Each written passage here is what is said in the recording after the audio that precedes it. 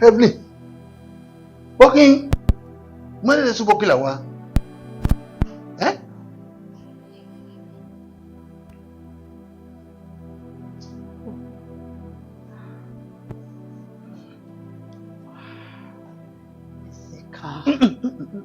What's wrong? Calm down. Yes. You don't behave here. You know you are a married woman. Maybe at a move where I'm not a married woman.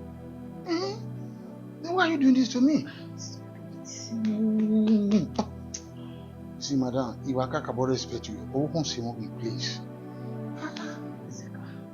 I can't behave here now. I'm just local champion. Yes, I'm a local champion. You are not. You are not. Ezeka. I believe the door. Okay. Come and use the door. Okay. In my way now. Close the door. Come, let's talk. Loud. I need us to talk. I'm not like even when you're behaving now. Maybe we go carry Abuja of all places. Calm down. People will do our way, not to hire them all those local champions. Zika Abuja connection. Suppose no one understand. Calm down.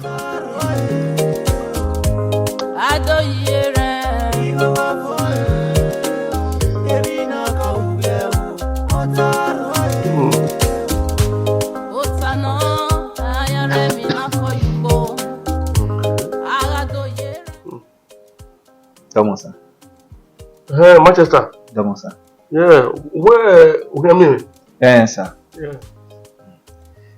I hope all is well. We makiri divima. In what way? Beni wa ya mina nason concerning Emma Vigwe. Yeah. The nason. We made a bomb to Iran Vigin. Beni wa ya mina ma. We damn you were pay me 4 months salary ahead. And me na rigwe. Yeah, we don't know why he read boy watching. What the review boy watching. Why you be here? Of a ball our when we a meeting with you, a on a first time, on a second time, on a third time. Now working now. Who can open our marriage?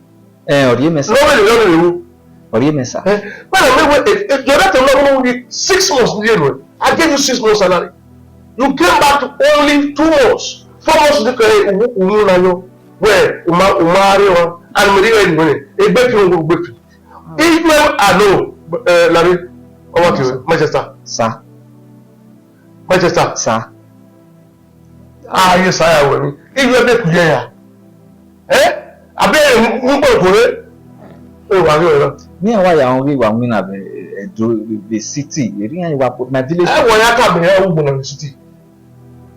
In the city, as I in the city. You know to me, I want to come here. We are talking about let me see your back. Sir? Let me see your back. Okay, sir. You can. Is that allowed? Come on. Huh? Get out of here. Motherfucker. One more line. Just fellow.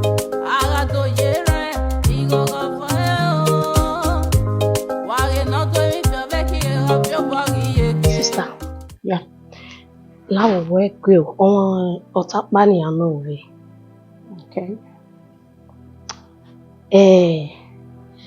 Enye umanu wabe brother as a kawa. Waje. Onda veni yami waiva. Umaje me jeje. Na do we ma kek woge. Nye kyowe. Teted be no.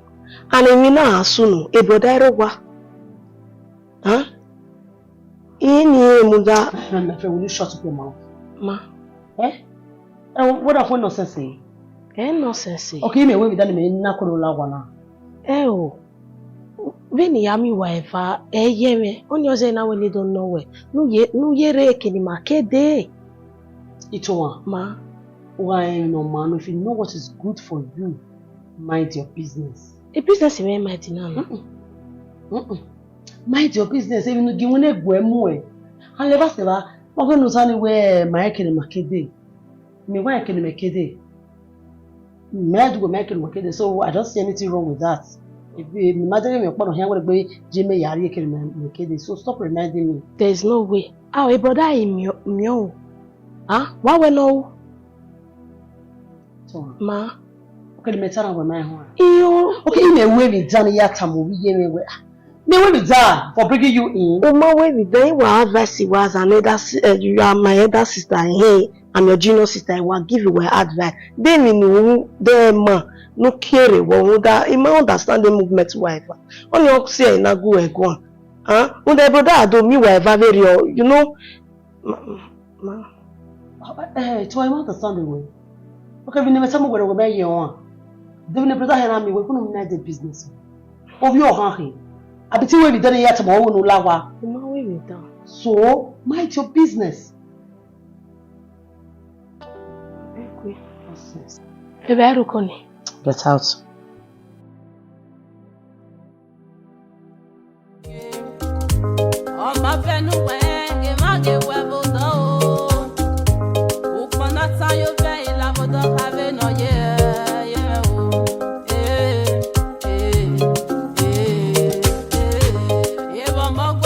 Adesuwa boy. This why we go why. Wọ́n mi ba gbonu goji na yi. The man. Ere ate ni o ma Adesuwa ogboyi. Edosa ogboyi boyin. What neba? O pe gwari ogo no won. Ete ti an le lo egbin na. Wa gbon ni how. Boyin. Madan we ro wa. Madan imaru wa. Wa we madan mo pawin na lele. Pe pelu re la to aflo ari kan me ko na ri we mi no e dere o. Ojo agbon ni ana. Pe apare ban fi machine yen ni mo we pe ti kere je ye ki machine. Wa wo ni mu pon na no mu ni madan we. Delivery mama TV ta. Na mo me wonu wayo school amajo. Mo po lega school. School we yo do ya le ba na wa wa. Ma me ga de bombo mu ju we mu lawa. School we yo ni. Abi go na te gbebenu we ti na. Megwa ati accept needed. Wegwa ati wogbon. E madam we to be ogbo wogbon. Ti ngona we ya ngona na ni. Say, mo le ba no ga. Azo. Same to you. Ozu atu. Ogun ogbo a. Mugu. Matana. O wa bi na vie gi won ba. Agwa bo a. Your twelve. Got that. La gege le ba ni o.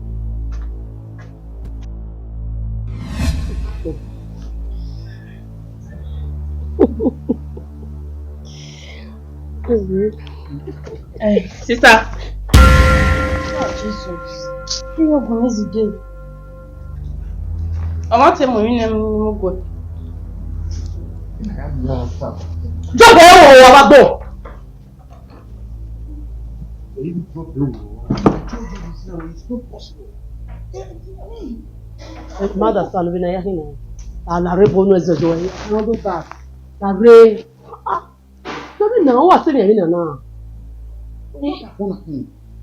We are a good man. Eh? Are you sure? Yes.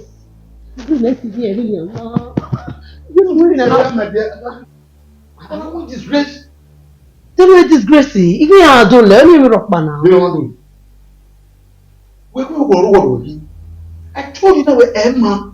You learn me to eat. You go. Ah, this is going to go away. Oh my stereo now. What is saying here now? You the station of it, but not supposed to cool it down now. Oh, we know you. Eh? I think you will be. Like me. Agua. Just want to do so well. Oh, what a funa. Bare here. Oh, here. If you pass on road, off you when. What? If I come to the word, don't tell me that. Don't tell me that. It must not tell me why because there's nobody that will believe where you know me man if at all where teacher lad ya. Teacher work him among you where. So kima when I now. Listen, we no so man have na. Why you na no? Here teacher where you go can we but you marry you way then I will free me. My friend, stop that. Look how so don't hear any eternal now. You be like him messing no one more now. Devil. Okay, the cow, it is for park, eh? Okay, the cow, just walk on the one cow. Okay, give my moon donny afwa, but the hour na jena now, love. So what's the me? I mean, now. Why, no, why, he says, why, boy, I shall. Anyway, yeah. So, everyone already. You love me to this thing, I'm not you. I'm Tell me you've not been enjoying it. But what am I working here enjoy all this while? Oh, I can't could think if you So come and tell me this. What is it away there? What do you do? What I always see here? You say to the man, river. To kill me? If I come here, you have it.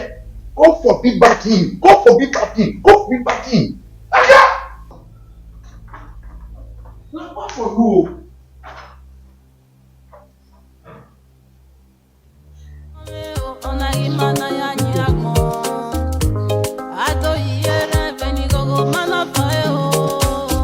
Adesuwa. Madam. Adesuwa. Madam. Adesuwa nígbà tí ẹ. Ngba va fe kan no. Ado uzuwa ẹ. Igba ba tí ẹ. Ngba va o ma. Ko sun ni ho. O ni o so ko mo na beta o e maru. Wa mi e bai. Wa be pa je ka mi ewu. Wa ka e. Ewu wo be pa je ka lo wa na fi ba de. No wahala. Okay, all bere abi. Ma. The problem is ever. Since you want bere now, and you beg now, you got hold you anybody. Or maybe when you bring now, or can't win it. Mama, you know na passion la. Since all you when you over and you are ready to tell everybody. Abi? What time we here now? Yeah, you will lose your job. Not only the job, you lose your life as well.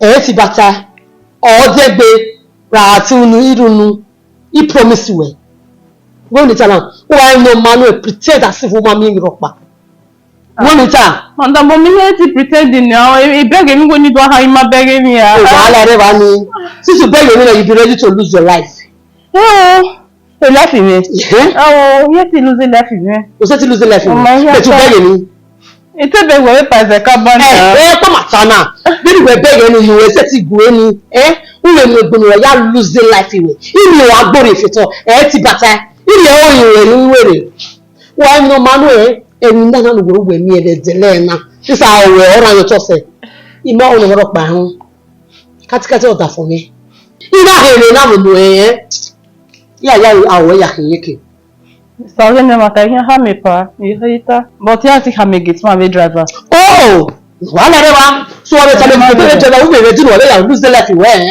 yàyà tàbí ẹnu dọ̀gún that was the fact ẹgbẹ́ tàbí yàrá ìgbọ́rọ̀ èlé gbogbo. Adafo pọ̀ wètí wẹ́n náà hùn bá ní ọmọ tẹ́tọ́ wẹ́n gate ma be driver by then me na nù náà. Gbogbo náà kò wà ní umẹ́rin níta sísú umẹ́rin nígbẹ̀ta ní wọ́n yàtà mi gate ma yàtà mi anybody. Iṣẹ́ ọ̀tí àtàmọ̀ dàfọ̀ wẹ̀ gé wọ́n mi gbéwẹ̀ wọ́n ìtàlẹ̀ ìwé àríyẹ̀rẹ̀ wọ́n yà dé kọfí wẹ̀ yóò tọ̀. Bẹ́ẹ̀ni yàtà ẹ̀ ní wọ́n mi gbọ́dọ̀ ọ̀rẹ́ àlágùn mi gbọ́ yóò tọ̀. Ọmọ yẹn tá mi yẹn gbé wọn. Yàtà. Èmi yẹn dùn ní wọn. Ẹ̀dùn ní kẹta ọ̀la mẹ́ta lè ṣe lẹ́tẹ̀ ayé òkè ọ̀rẹ́ máa ń lẹ́tẹ̀ ayé òkè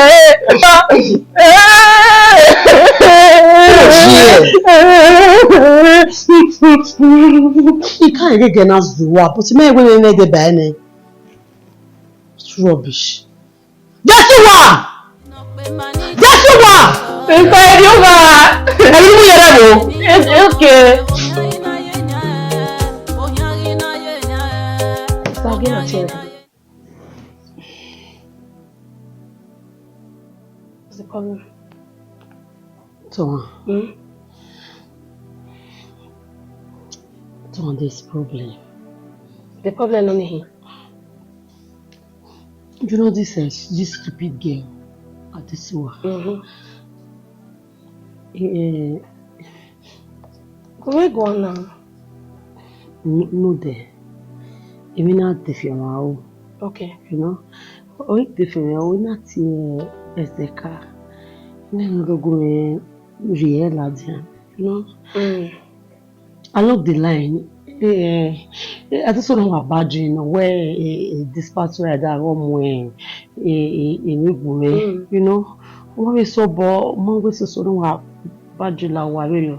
So in my impression you get like or to miss it up it's a moment in me. You know? By what time? By what time? I have them before 12. Before 12? Maruwa. Huh? Maruwa. Don't stop now. Only my itana. Okay. Okay. Wow. Only my itana. Okay. Itana will know soon. Okay. And you are my sister. Yes. So you should be my companion, my backup. Definitely. Everything. Exactly. You say that I made the outcome of this situation because at this one, you know, no, yeah, Miss Interpreter mother for me where maybe something else was going on. Why more? I would understand. Whoever, and what baje, Abi? Oh, Rutamame. That sister, you know where they're Emmanuel, where? You said there's nothing going on between you two. Why more about now that I understand? And you said you did not do anything. It's Please be serious for once. If you have to become a winner now, why when you now? Why? Okay, Weber, you might understand. Wow, I might understand where any day you are not a mezekano doing ya where be a route. Not on me, there's nothing bad there now. Why can't we Obiereba? I'm away up now. There's no need for that, eh? Like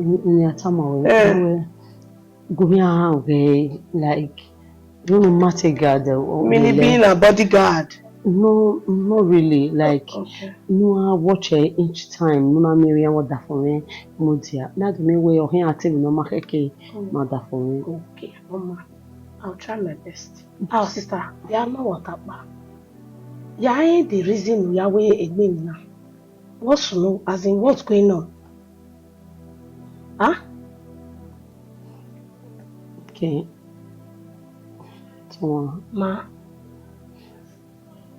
We never tell you get the time away.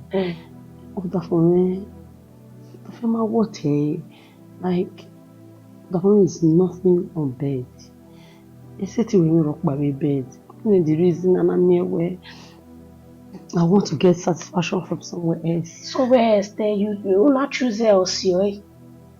Ah, somewhere else. Sit now. No, sister, a bad character in I ain't man now. Why, what do I come well? You would have remained single now instead of doing all this. I know one here now. Where my can't tell my way now. Even my team. I'm telling not to do well. I'm like, it's not. I'm a proper now. Okay, are you telling me where you are no longer on my side? Work well again. I'm on your side. Yeah, but you have that where my cat am already over where there's nothing between you two. Okay. No. Okay. Give my eyes. Because I cannot be there every time. I want to phone here. No.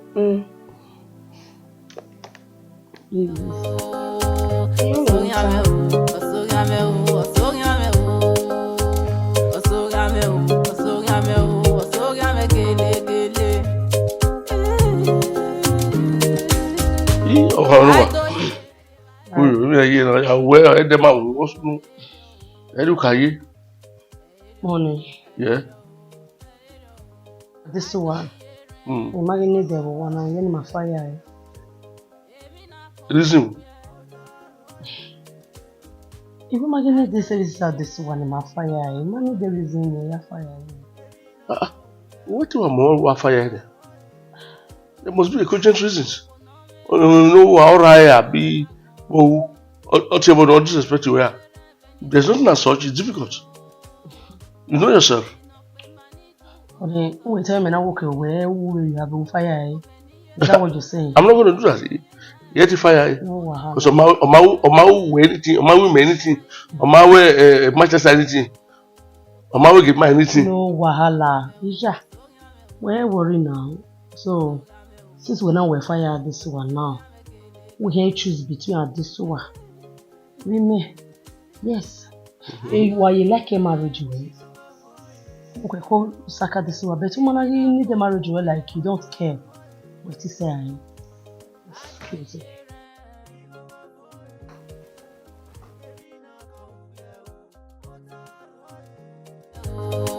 Mama, I'm the worker.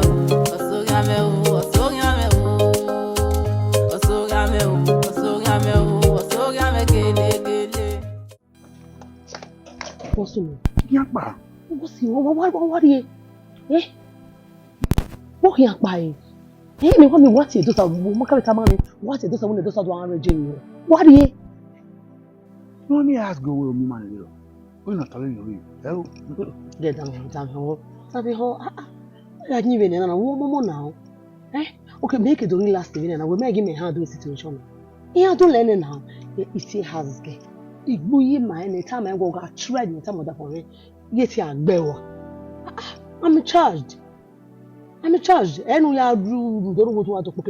When I plan again, we here agbe me egba. We may go to Osigwe and we will soon. I don't even you don't have to leave. A compassion who that compassion. You're not doing it. We want you wear it. Ezeka. Again, what did money? I'm afraid. Ezeka, we here go stay situation, but living. Yes. We got banner. My husband will definitely ask questions. Well, my sister gonna see you tell him back. So we say on that. So now we give us a year. Nobody will know. If boy my this one. Okay? Yeah, you are Kabuja didn't be the problem here. That's the problem now. We can't see a problem now. Because we got banner, only we create a problem. What can matter? Moruwe, I don't live here. Moruwe, I'm afraid of her. That day. God believe in me for once. You look my line, dear. Okay? I don't know. Only know where them see me. Okay, we try work by radio. Did they take up everything we've had? I will be on. The girl one of your man, fiancé.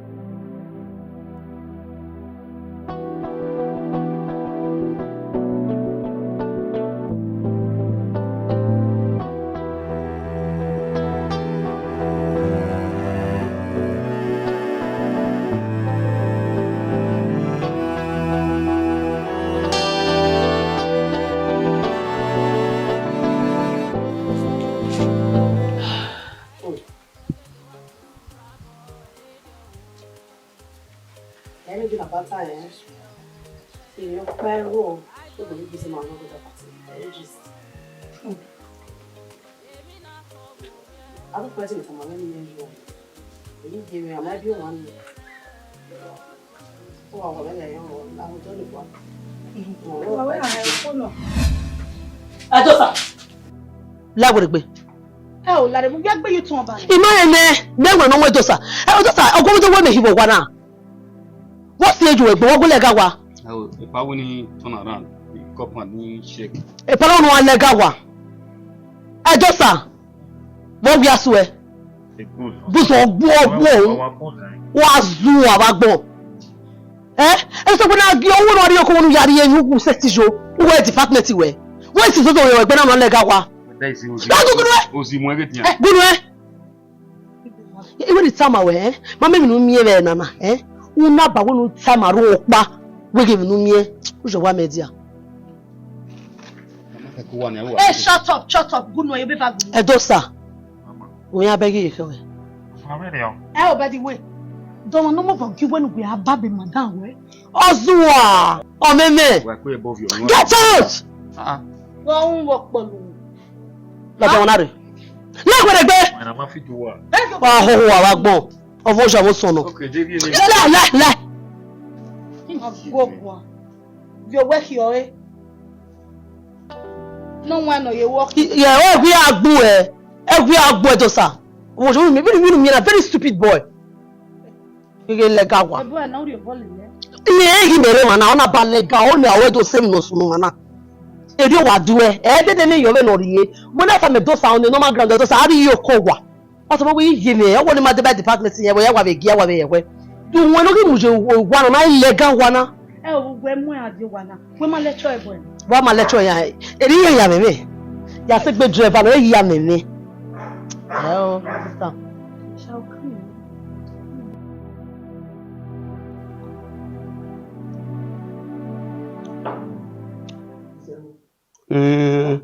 Zekadonga. I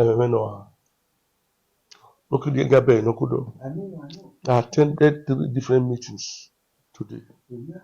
I'm very, very tired. They begin worried. Be worried. Honey. Yes, my dear. Don't worry about that. Okay, go when it's so stressful and what is the stress. Really? In what way? Mark Bagonare. You well awa. You massaging. I mean good massage. Yeah, at the end. Happy end. It's your When you have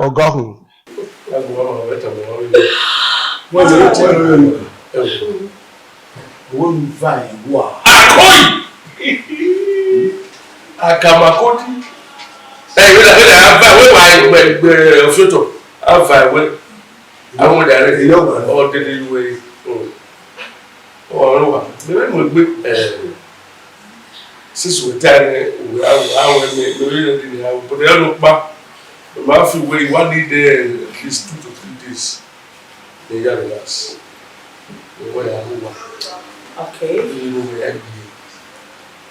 Oh, women. Oh, yeah, I come on, we find work. We had that in I'm not calling. you know, I don't mind what they're doing. Only you with someone. I won't put everybody. Yeah, we had say, yeah, those are. You know, fire. Fire? Yes. As you got into that home. You are knowing, leave it to have to see what my way tell you. One of them will imagine it now, imagine now. Imagine it now. He am serious. Telling you. Am serious. That's strange. You must see, but oh no, yes, you cannot just call us, yeah. Fire. Wait. Whoa. Anyway, my friend, when we are very, very close, much only one. What do you want? No. In the answer, my career, maybe by radio. Was the I said, oh, we are only from with my here. Sila. I just want to know. Yeah, we do more terrible now where it's more like a. When you want to my own and you do so you. You remember, it was the next year my way up. You think I come on with that grandpa? It's gotten to that. Yes. You wasn't walking with your own way with them with you. Who? This what? When we, even that way we are very close. It was worry or between both parties. I would say, oh, I'm going here. I would not go wire to one of it. Very dirty girl like that. Wa go who money have. Oh, how Fusha? No, I'm not going to condone that. But nevertheless, I will look into the matter. Try. You fast because I'm working men. Put it on fire. What big? Even the year go who were born. Oh, yeah, they were now you have to work. Because you are tired with the way you were. You try to explain. I want more. What is that? So, who were about the married parallel? Oh, may I want to how we are. One way we're looking into that. Walking mighty man, one way. Never only heck you. You know, maybe we're body.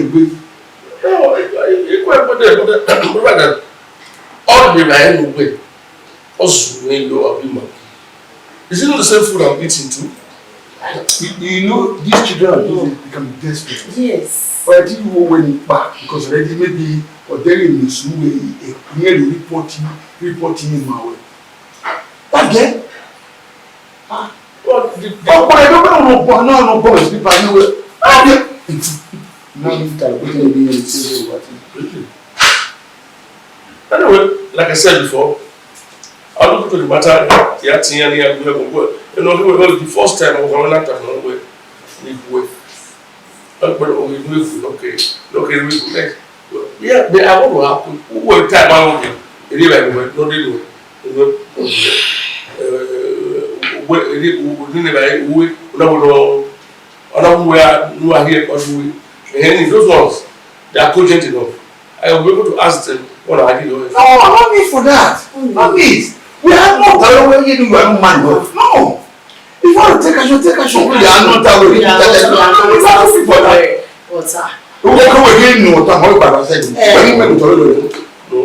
I don't know. Ask. No. I will look into it. Maybe my man, I need to make 6 hours or you have any happy. The talking maybe when I give you. Very careful. Okay. All you want eye. Oh, make tracy good. That's why all that mark, madam. You go that's but I don't count on that getting there. I don't know. So if you like here. Now what are we here? Oh, calling madam, but we are going to smile. You know, okay, we know how we take away as a father. Otherwise, we don't do obvious way of no. So but anyway, like I said, I'm not going to take anything right now. I'll look to